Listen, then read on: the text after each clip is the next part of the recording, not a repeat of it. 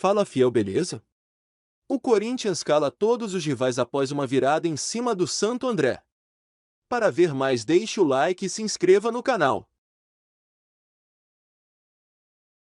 Você sabia que o canal está fazendo um sorteio de uma camisa original do Corinthians? Participe clicando no link da descrição.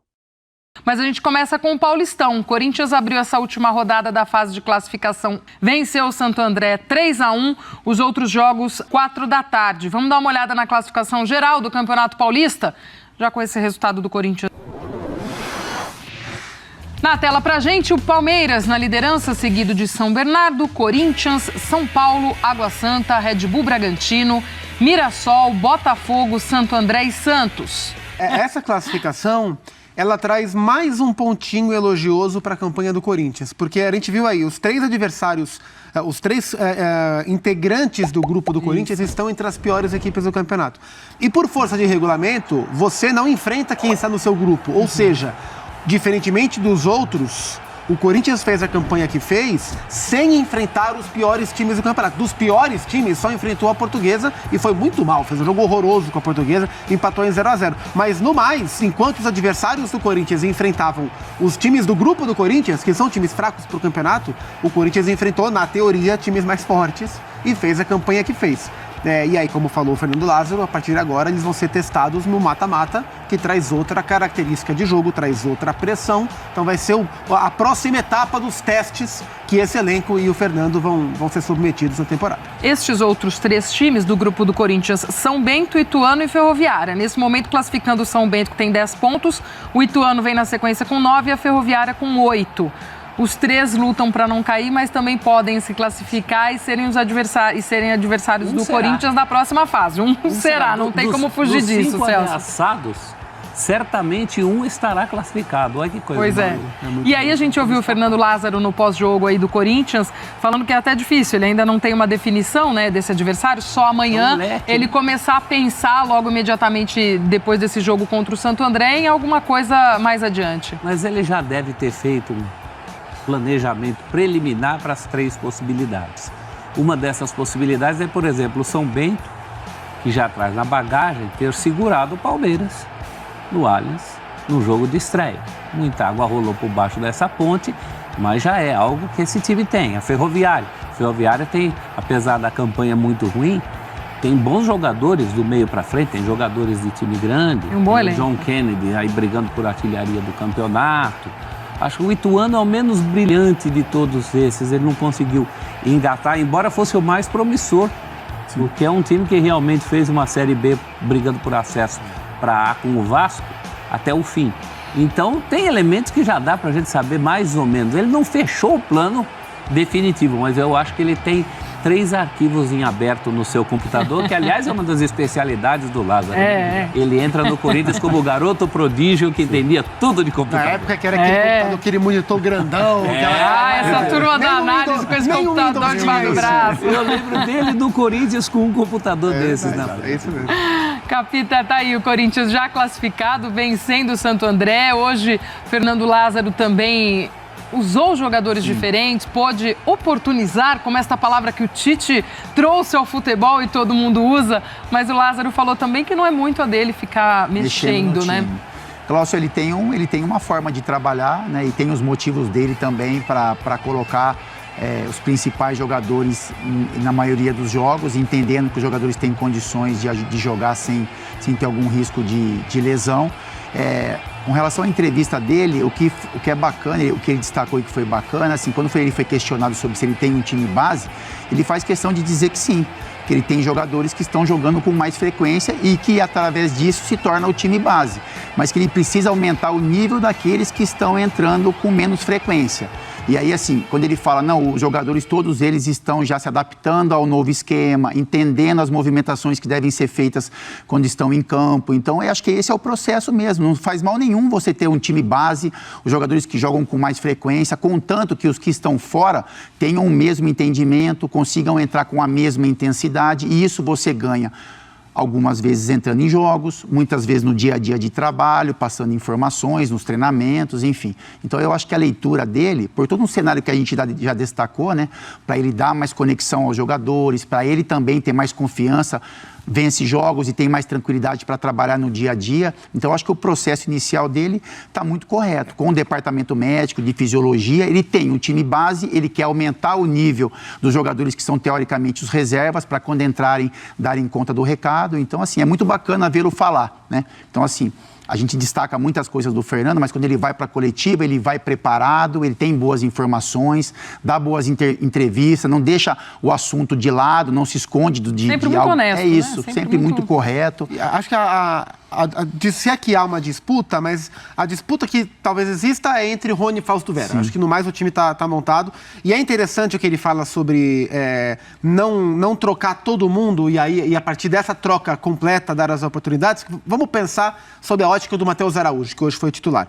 Qual é a melhor maneira de você testar e observar e adaptar o Matheus Araújo? É ele jogando no meio-campo titular do Corinthians ou ele jogando em um meio-campo totalmente mexido, né? E esse é um pensamento que o Tite sempre teve, o Fernando é total discípulo do Tite, então ele segue essa linha, que é mexer quando precisa mexer, mas não mexer demais, porque você descaracteriza tudo, e aí essas oportunidades são menos válidas, né? Então, você inserir um jogador reserva, um jogador jovem, no contexto principal da equipe, é a melhor maneira de adaptá-lo, por isso que ele mexeu pontualmente na escalação. Cara, eu tô muito feliz, ainda não caiu a ficha, né, que eu fiz minha estreia, demorou muito pra eu estar aqui, tipo, fui emprestado 3 vezes, voltei, entendeu? Então, pra mim aqui é muito gratificante, estou muito feliz, achei que eu fiz um bom papel hoje, saímos com a vitória, que é o mais importante, né? E estou muito feliz, eu não sei nem o que falar, velho, mas eu estou muito feliz, cara, pô, gratidão demais e é isso. Caetano, eu queria falar além da sua estreia como titular na equipe do Corinthians profissional, eu queria falar de um outro jogador e o quanto ele pode te inspirar, que é o Robert Renan. Recentemente estava aqui, zagueiro também, vem da categoria de base, assim como você. Eu queria que você falasse o quanto ele te inspira agora, convocado para a seleção principal, né? É um momento especial para um cara que acredito que você também tenha o mesmo sonho que ele, né? Então, sim, ele joga muito, falei com ele quando eu estava no Goiás ainda. Teve aquele jogo Goiás-Corinthians que foi adiado, aí teve outro. Cara, eu falei, cara, você joga muito, mano. Ele falou, não, estamos te esperando aí ano que vem. Eu fiquei até feliz, né? Porque, porra, ele joga muito, falei pra ele, me inspiro nele, sai jogando, faz muito meu estilo também de jogo. Então, pô, desejo todo sucesso do mundo pra ele, um moleque do bem, quando eu cheguei me acolheu muito bem também. E só sucesso pra ele, que ele aproveite a oportunidade dele na seleção também, que merece também, foi muito bem no Sul-Americano. E o Caetano super feliz com essa chance da titularidade, jogou ao lado do Balbuena e quer ter uma sequência ao longo da temporada, Gláucia. Boa, Lili, obrigada, a gente volta a se falar. Fui puxar a ficha aqui do Caetano, tão legal, né? A alegria, o sorriso que ele chega ali para falar. João Vitor Andrade Caetano, 23 anos. É Sobrenome, o Caetano. Sobrenome. 23 anos, deu uma rodada aí também. Corinthians foi emprestando, Oeste, São Caetano, né? CRB, Goiás. E aí retorna e faz esse... O xará dele, né, o João Vitor, que está no Nantes da França agora, o João Vitor também rodou, foi emprestado, foram 2, 3 empréstimos, jogou em Inter de Limeira, jogou com o Elano era o técnico dele da Inter de Limeira, jogou no Atlético Goianiense, até que ele volta e volta bem. E aí tem um ponto, né, um ponto positivo, porque assim, a gente fala ainda um menino, mas pela maneira que o futebol, a velocidade que o futebol ganhou em termos de revelação, de venda, um garoto de 23 anos já não é mais menino no futebol atual, né? Não é, já tá quase perdendo o timing, exato. né? Então, assim, essa rodagem foi boa pra ele, claro que ele tava nervoso, mas ele jogou bem, zagueiro canhoto. É lógico que a gente tem sempre que contextualizar, que o Santo André exigiu muito pouco os zagueiros do Corinthians, na hora que exigiu, no duelo com o Balbuena, o Santo André levou a melhor e o José Hugo fez o gol. O Caetano foi pouco exigido, mas quando exigido, achei ele muito seguro, muito tranquilo para jogar e com muita iniciativa de tentar achar o passe. Zagueiro canhoto, zagueiro mais técnico, com o corpo virado para dar esse passe para o pé esquerdo e sempre tentando dar esse passe. Esse é um ponto positivo. E acho que se ele tiver o mínimo de sequência, algumas oportunidades, ele vai conseguir desenvolver, porque ele é bom zagueiro. Fala, Capito, que você entende um pouco dessa posição. Só para fazer essa observação, que me trouxe boas recordações, né? Porque eu chego no Corinthians também com 23 anos. E na época parece que os 23 a gente era mais jovem do que os de hoje, pelo processo que era feito com relação aos jogadores da base, o momento que a gente tinha as nossas oportunidades.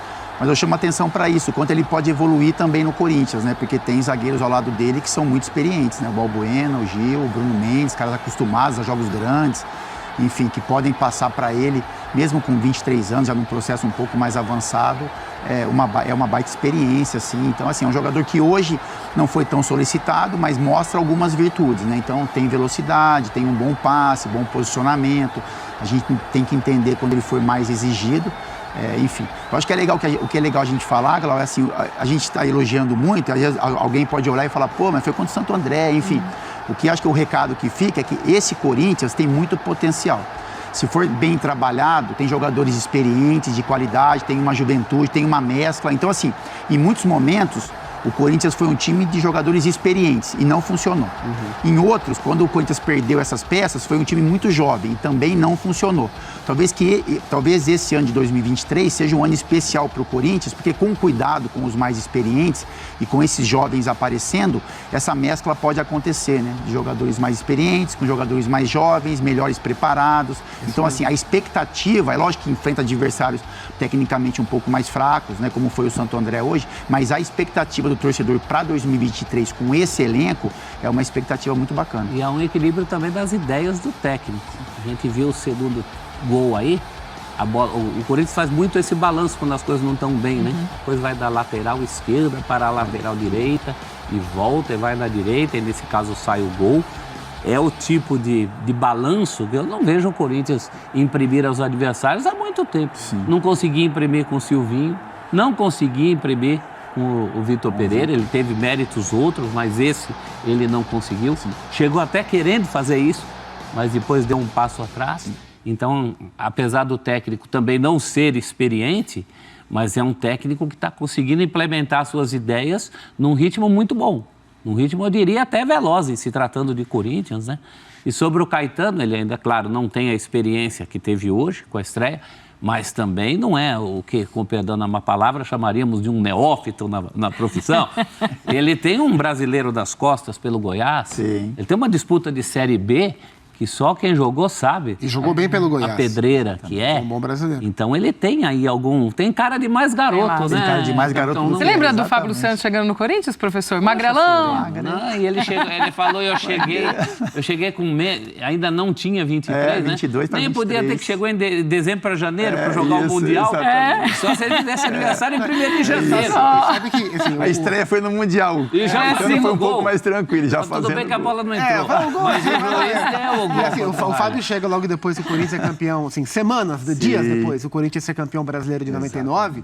E um dos zagueiros daquele elenco do brasileiro de 99 que deixa o Corinthians porque termina o contrato é o Luciano. Luciano Dias, que hoje é auxiliar técnico do Corinthians, auxiliar técnico do Fernando Lázaro. Foi um zagueiro que chegou de última hora pro time do Corinthians. Aí ele foi embora, o Corinthians buscou na Ponte Preta um jovem, compridão. Agradeço por isso. Era um rapaz magrelo, comprido. E a história foi agradeço. Vamos lá. Cheio de sonhos. Tem mais gente lá pra gente ouvir na Neoquímica Arena, bora. Eu queria que você contasse um pouco sobre a partida de hoje, nessa sua chance de jogar como titular, e bem no início fez uma defesa importante ali com o pé, então fizesse um panorama desse jogo. Uma partida excelente do nosso time, a gente acabou levando um gol no início ali, soubemos ter cabeça para não empatar logo em seguida e no segundo tempo voltar com toda a força que a gente tinha para poder virar e sair com a vitória da Arena. Esse é o seu 4º jogo, se eu não estou enganado, oficialmente com a camisa do Corinthians. Você tem um início muito parecido com o que o Cássio teve, né? Sem perder nas primeiras partidas dele. De que maneira isso te inspira também? Como você se prepara para se manter confiante? Afinal de contas, assumir essa posição de um ídolo não é a tarefa mais fácil do mundo, né? Não é. Muitos falam, sucessor, ninguém vai substituir o Cássio, não tem. Eu tenho que chegar ali, dar meu melhor e fazer a minha carreira, porque para me tentar fazer dele vai ser bem difícil ainda, mas se Deus quiser eu vou tentar chegar um pouco perto ainda. Você já é maior que ele, né? Só na altura, né? Na altura eu sou sim. Eu queria que você falasse até disso, assim, porque a gente tava até brincando, finalmente alguém vai puxar o nosso microfone mais alto que o Cássio aqui, né, que é o conhecido por ser um gigante. O quanto até isso, assim, de repente as pessoas, a gente vê até na arquibancada, assim, quando você passa do lado do Cássio numa saída de jogo, o torcedor fala, cara, o cara é gigante. O quanto isso é de certa forma, uma carteira de identidade ali pra você, caso você consiga se estabelecer como sucessor dele.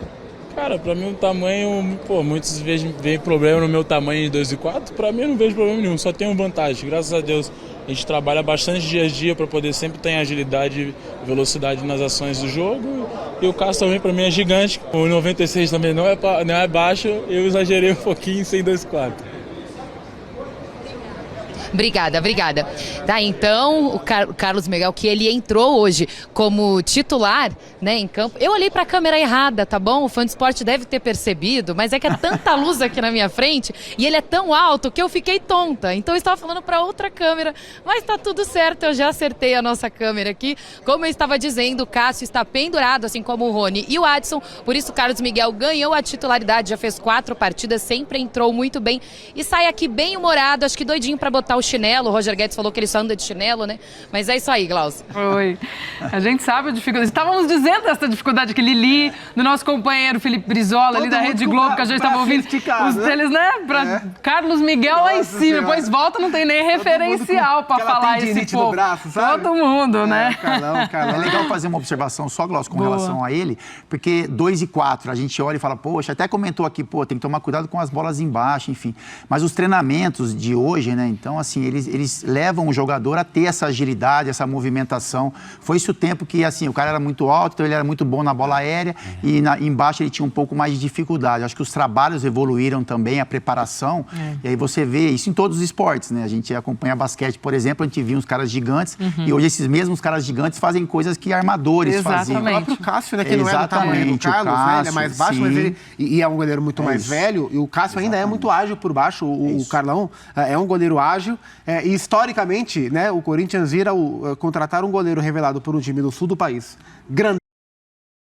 E aí, fiel, o que acham? Nos diga nos comentários. Um abraço e vai Corinthians!